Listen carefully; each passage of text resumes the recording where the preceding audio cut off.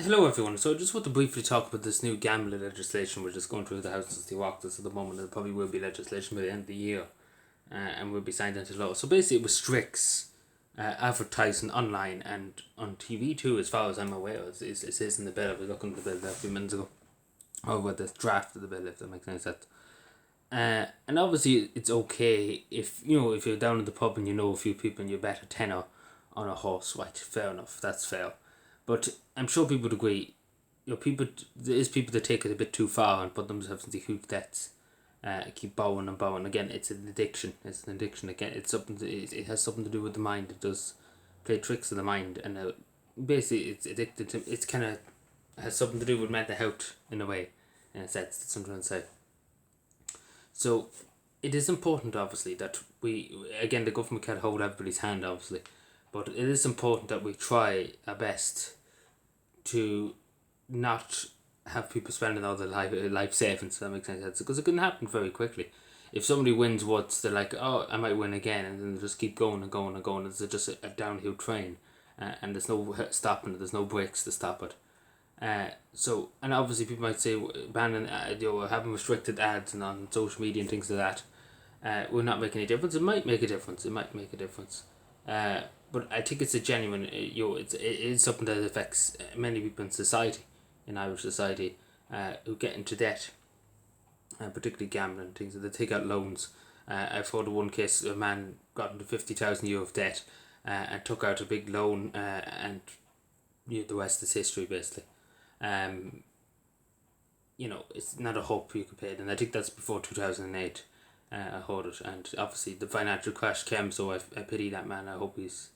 I remember hearing on the news one night, back, it's not today or yesterday, it was a long time ago, but obviously the 2008 recession, I'm sure he didn't fare too well, let's put it that way, in that. Um, but it is important, obviously it is important to try and regulate in a way. Obviously, people who will go to the pub and have a few pints and bet on a horse or something like that, you can't regulate that. And it's just kind of up to up to the friends and everybody that's in the pub to kind of make sure that you don't bet your whole house and your will and soul and everything, on it. And it's important, obviously, because as I say, gambling is something that affects many people in society. And it is a burden people carry around for the rest of their life, particularly in terms of debt, as I say. They keep, like, again, I've heard of people, heard the stories online, particularly of people who basically got help, lost an outrageous amount of money, got help, and then they got back into it again because it's very easy to get back into it. It's the same with the scratch cards and things like that. Basically, you win very little. You might get a free, an extra one saying it's free. You might get €1. You might get €2. But that's to entice you. Again, it's the same with gambling.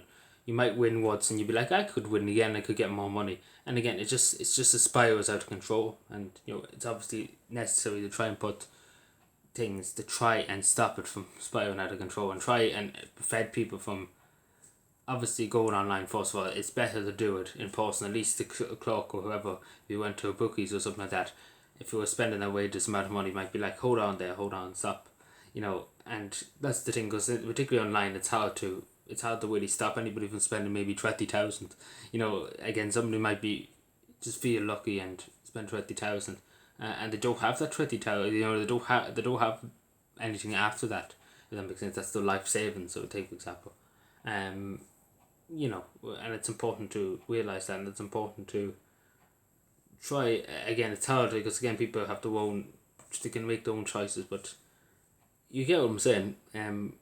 There does have to be a point, where the state has to step in to try and assist people, to try and stop this from happening. So hopefully maybe the scam legislation, again, I would say it doesn't go far enough and it doesn't touch the core of it, but it might help in a way. It might help a bit, and a bit is better than nothing, I suppose. I'm sure people would agree. But yeah, let me know what you think. As I say, um, there is far too many bookies around towns and villages in this country. There's no need for them out of them. And again, it's just about, and again, I suppose it's to do with the new world order too. It's just they want you always to be in debt. They want you, like, it's the same in this country. They want you always in debt, taking loans out, basically in the pockets of the banks all the time. you're paying into the pockets of the banks. You basically, to the day you die, you're paying off debts to the banks and to the European Union and to other people. That's basically the country it is, and that's the way that unfortunately this generation has been, because we were paying for the debts of 2008, and obviously billions and billions and billions of euro. So let me know what you think, and bye.